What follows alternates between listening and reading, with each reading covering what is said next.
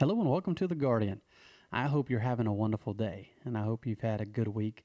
I don't know about you, but I'm looking forward to the weekend. If you haven't already subscribed to our channel, I would encourage you go ahead and subscribe. It helps us out as far as the algorithm and plus it just gets our message out there. And so I would appreciate that very much. But we have a lot of good things planned for this weekend. We have a couple different fellowship meetings tomorrow at our church, and the men are all meeting over at a restaurant in town, and then the ladies are having a fellowship there at the church, and we're looking forward to that. And then, of course, Sunday, looking forward to being in church on Sunday. There are several things that I want to talk about, and several things that I'm going to be covering over the next several weeks and even months, talking about being a conservative and being a Christian and being involved and engaged in the political arena. But I will say this, I've gotten a lot of pushback here lately because of my support for President Trump. And I support him now. I'm supporting him for 2024. I supported President Trump in 2020. I supported him in 2016. And I'm going to continue to support President Trump. Since I've been putting out these videos, I've gotten some pretty interesting messages through my email account and several messages on social media. And let me just say this. You don't have to watch these videos. If you don't like them, if you're a left-wing liberal, or if you want this country to just continue on the path to hell, you don't have to subscribe. You don't have to watch. You can unsubscribe from the email list. I mean, there are so many things that you can do and just go on your merry way. And you can send me all the messages you want. You can send me all the hate mail you want, but I'm not changing for you and I'm not changing for anybody. And there's been many times people on the right, conservatives get mad at me because they say I'm not conservative enough. And then I get people on the left, the Democrats, they want to send me nasty messages because I stand against this woke movement and they have their rights. No, you don't have your rights to brainwash our children. And where did you get that? That you have the right to brainwash our children. And they send me all kind of nasty messages, and that's okay. And I'm going to stay right where I'm at. I'm going to stand unmovable and unshakable, and I'm going to stand on the solid rock of the Bible, the Constitution, and what I believe as a Christian. And I'm not going to move for you or anybody else. And I'm not saying that to you conservatives or you that are with me. I'm saying that to those that keep sending me these nasty messages, through email and on Facebook and social media. I'm going to keep standing with the president, and he's got my full support 100%. And we have to defeat Joe Biden. We have to defeat Joe Biden, and we're going to keep standing with him to defeat Joe Biden here in 2024. As I say all the time, and I'm going to continue to say this, that your vote counts. The left wants you to stay at home. They want to try to say, well, Trump's up by 30 points, so there's no need for you to vote. That's hogwash. You need to get out and vote. Every one of us need to get out and vote because your vote does count. And so I've gotten some messages like that lately, from people on emailing me, some pretty nasty messages. And I told one guy, I messaged him back, he said, you need to go take some Prozac. And because that's a fact. I mean, it's unbelievable some of the messages that some of these clowns are sending in. But you just keep sending them. And we're just going to keep standing for what we believe in. We're not going to stop. We're just going to continue to stand. And if you get mad, so be it. You'll be fine. And we need more of we the people pushing back, fighting back against this left-wing or radical agenda, that is coming from Joe Biden and the White House. And we need to keep pushing back and standing for truth. And I'm here to tell you that this boy is going to keep standing for truth, whether anyone likes it. We're going to continue to push against this left-wing woke agenda that is sweeping in and trying to destroy our children. There's a book that I've been reading, and it is a good book. It is called The Spiritual Price of Political Silence. And basically what they're saying is that we have paid a great price in this nation because the spiritual people and God's people have gone silent. We cannot go silent. Let me read you something that I think is very important. It says in this book on page 11, it says a government of the people. This is our form of government. This is the Americans' creed says it best. Listen to me. A government of the people, by the people, for the people, whose just powers are derived by the consent of the governed. A democracy within a republic, a sovereign nation of many sovereign states, a perfect union, one and inseparable, established upon those principles of freedom, equality, justice, and humanity, for which American patriots sacrificed their lives and fortunes. There are men and women who sacrificed their life, They sacrifice their fortunes so that we can enjoy this great nation. And if you think that I'm going to let an email or two stop me from speaking truth, you've lost your ever-loving mind. That's not happening. And there was men and women who were willing to sacrifice much more and much more than I have sacrificed or ever will sacrifice, but we're not backing down. Over the next several weeks, we're going to be talking about why I believe it is important to be a conservative Republican and why I believe it is important for more conservatives to run for office and why I think we need to back them. I'm going to list several things, and then what I'm going to do is we're going to create several different videos talking about each one of these in particular and each one going in depth. But I want to read another thing from this book first, off page 135, that I read this and I love this. And listen to me, this is talking about the power of the incumbency, but more importantly, talking about vetting candidates, and which is very, very important. It says this: over the years, the power of incumbency has grown in its effectiveness in politics. This is why we see people in Congress who stay in office and keep getting elected a term after term. This is why people like Nancy Pelosi's been up there for 40 plus years. Chuck Schumer's been up there for 40 plus years. Mitch McConnell's been up there for 40 something years. This is why you have that. Joe Biden's been there forever. You know, he was there. He's been there a long time. And so that is why you see that, because whenever they're the incumbent, they have the power of the incumbency. Many have been there for 20 years or more. Those that I just mentioned have been there for 35 plus years. It's crazy. And so many have been there for 20 years or more, and a major factor in their longevity is the power of incumbency. Their constituents get used to voting for them, develop a familiarity with their record, and become somewhat loyal to them as their representative. The principle, listen to me, this is important. The principle of vetting candidates at the lower levels is extremely important. You may know the guy running for commissioner will never run for mayor, but strange things happen in politics. You never know where a candidate will end up someday, and if you don't vet them in that first campaign and make sure that they hold your same worldview, by the time they have served for several years in office, they will have the power of incumbency. And so basically what this book is saying, which is very, very important, is that we need to vet candidates. You know, it is important who runs for Congress. It is important who runs for the Senate. But listen to me very carefully. It is just as important, in my opinion, for those who run for supervisor. I went to our board meeting here in Harrison County, the Board of Supervisors. And listen, they were talking about some very, very important things today. And I have several friends that's on that board of supervisors. You have Rebecca Powers, she's my supervisor, District 2. You have Kent Jones, the supervisor, Marlon Ladner. You have Dan Cuevas, and you have Nathan Barrett.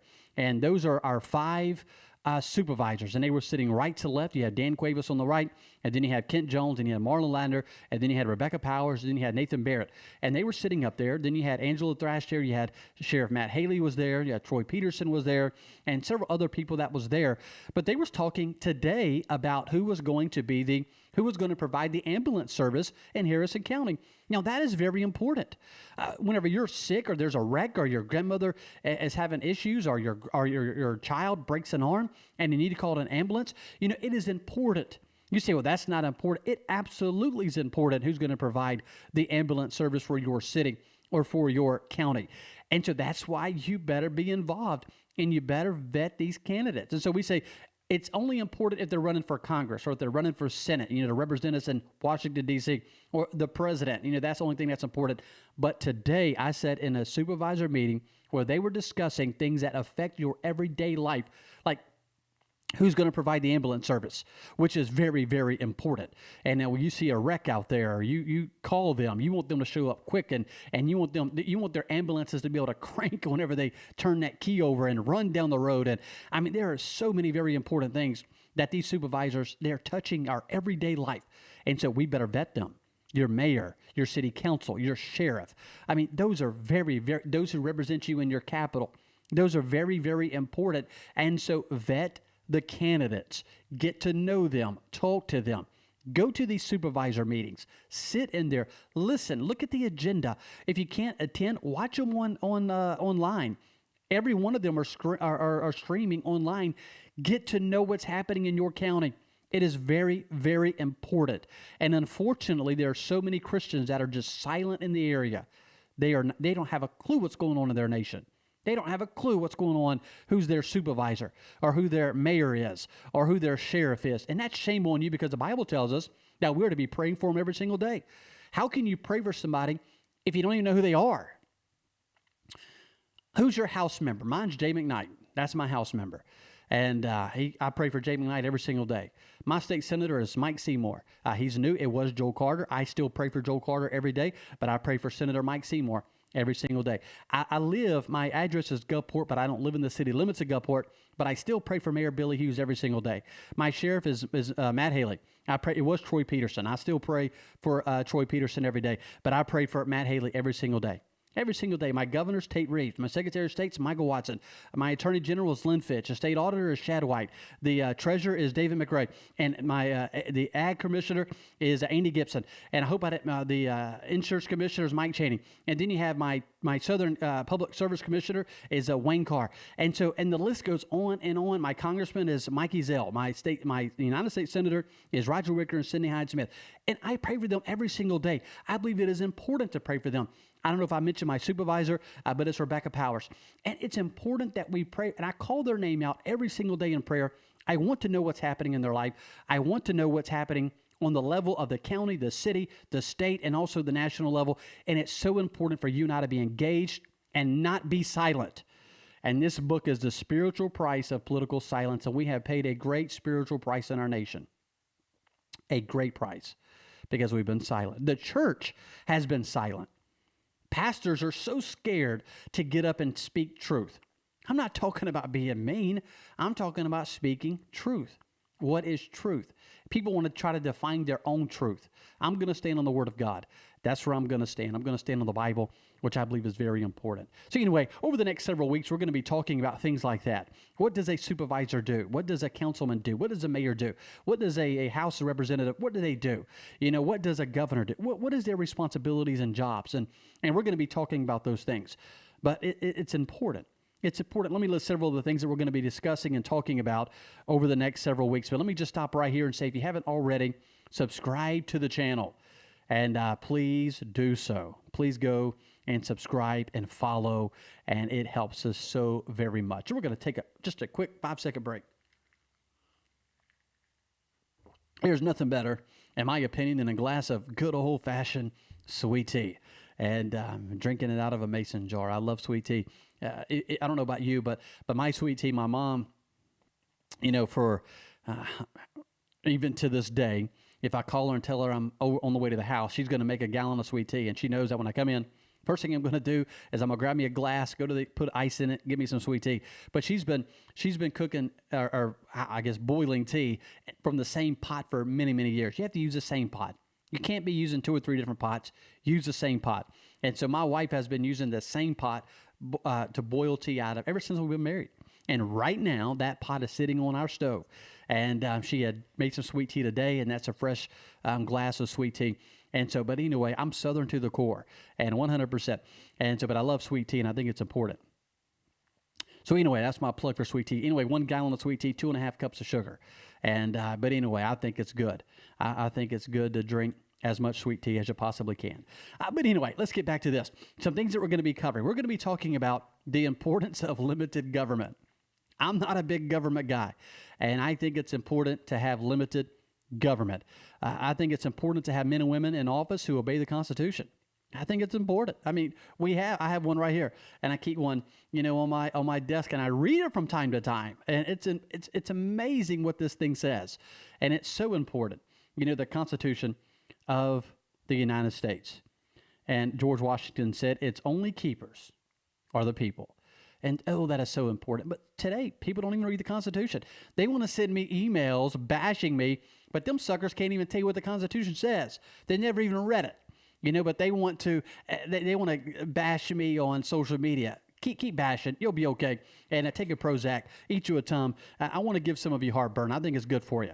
And but we're just going to keep standing, keep plugging along, get mad, scream, cuss me, do all what you want to do, and it'll be fine. But anyway, I stand for limited government. Government should be limited. I don't want government, excuse me, I don't want government controlling every area of my life. Government's not going to tell me how I should vote. They're not going to tell me where I should or shouldn't send my kids to school. They're not going to tell me those things. And we as excuse me, we as parents should make our own decisions when it comes to our children. So limited government. Do you know that government has three branches? There are three branches of government. We're going to talk about that. We're going to dive deep into that. You got the legislative branch, you have the executive branch, you have the judicial branch. What does each branch do? Should the executive branch be making laws? No, absolutely not. And they should be making laws. Should the Supreme Court be making laws? No, they should not. And so, but anyway, we're going to talk about those things, which I think is very, very important. We're going to talk about our Second Amendment rights. I believe in the Second Amendment. I believe that the government should not be telling me that I can or cannot have a gun. Now, I'm not going to, I might have one or two guns, but if you want to have 100 guns, you should have that right. A well-regulated militia being necessary to the security of a free state, the right of the people to keep and bear arms shall not be infringed. Shall not be infringed. And I'm not sure what that means to you in English, but to me in English, it means shall not be infringed. I have one or two, three, maybe 20 guns, and they shoot well, and I enjoy my guns very much. But my Constitution says that I can have them. You don't like that? So be it, which I think is important. So we're going to talk about that. We're going to talk about free market capitalism. Free market. The government should not be passing laws, or the government should not be providing extra money to companies to give them a benefit over another company. And so we're going to talk about that. We're going to talk about traditional values. What do traditional values truly mean? Are there people who still stand for traditional values? There are. There are still people out there that believe that a man should marry a woman and a woman should marry a man. There are still people out there that believe that if you was born a man or born a boy, you're a boy. There's none of this transitioning into another gender. I read the other day where somebody said there's 965 different agendas. You're crazy. You've lost your ever-living mind. There's two genders, male, female. That's it. God created them male and female. That's it. There's two genders. We're going to talk about traditional values. We're going to talk about national security, the border. We're going to talk about the debt. The debt. Listen, the border is very important. Listen, I believe that we have to watch our enemies very closely. Let me go ahead and mention this. If you haven't already subscribed, please go ahead and subscribe to the channel. It's important for you to subscribe. But people say, what do you believe is one of the most important issues that our country faces? One that I believe is in the top two, maybe number one, is our debt, our national debt. It is a threat to our national security. It's important. Man, we have to watch our debt. We're going to talk about school choice. I'm a school choice 100% fan. I believe that I should be able to send my children to whatever school I want to send them to, and the government should give me back my taxes and let my money follow my children to whatever school I send them to. I should not have to pay to send my child to a failing school system. If I want to send my child to a private school, I should be able to, and my tax dollars are to follow my child. It will help me pay for them to go to a private school. If I want to put them in a Christian school, then my tax dollars should follow my child to the Christian school or homeschool. Or if I want to put my child in another school district, like if I live and I send my child to school A, but school B is better, and I want to send my child to school B, maybe school B is safer. Maybe school B has a better school system. It's very possible. And so I want my child to go to school B. And so instead of me having to fork out money out of my pocket to send my child to school B, my tax dollars follow my child to school B. It saves me money, the taxpayer. And so I'm for school choice. And then, of course, I'm 100% pro-life. I will always stand for the unborn child. Someone told me the other day, it's my body, my choice. And listen, look, I agree with my body, my choice to an extent. If you want to go get tattoos, go get tattoos. If you want to get 50 earrings in one ear, go for it. If you want to get an earring on your belly button, go for it. Whatever you want to do, go. If you want to, I saw where a guy had done all of these things to his face, and he had tattoos all over his body, and he cut his ears off and cut off a finger. This dude, totally was reconstructing his whole entire body. Now, I think that's crazy. and that's borderline insanity. If you want to go that route, go for it. But whenever you say my body, my choice, and that should give you the right to murder a baby, well, first off, that isn't your body. That is a separate body inside of you. If you want to murder babies, then I don't have any words for any, especially a Christian who wants to try to argue the fact that a woman should have the right to murder a baby. That's not your body. That is a separate body. And that body should be protected. That body should be, that little baby should be secure, and that little baby should be taken care of. And so whenever I look at this pro-life issue, I stand 100% pro-life, 100%. So we're going to be covering all of those topics over the next several weeks. And of course, we are always going to push, and we are always going to say that your vote counts. And you and I need to get out and vote and push and support and pray for President Donald Trump, because your voice does count 100%. I have been using this new outlet called Substack. First time I've used it in the last couple of weeks. I've been using it. It's worked out great. If you're watching on Substack, please share the Substack. If you're watching on YouTube, please like, subscribe. If you're watching on Rumble, wherever you're watching at, please help me get out the word. Please help me push this video, this channel. It really helps us whenever you subscribe and whenever you push, and it helps get out the message of what we as Christians and what we as conservatives believe. So once again, as I always say, thank you for tuning in to The Guardian. I appreciate it very much. And God bless you, and God bless the great United States of America.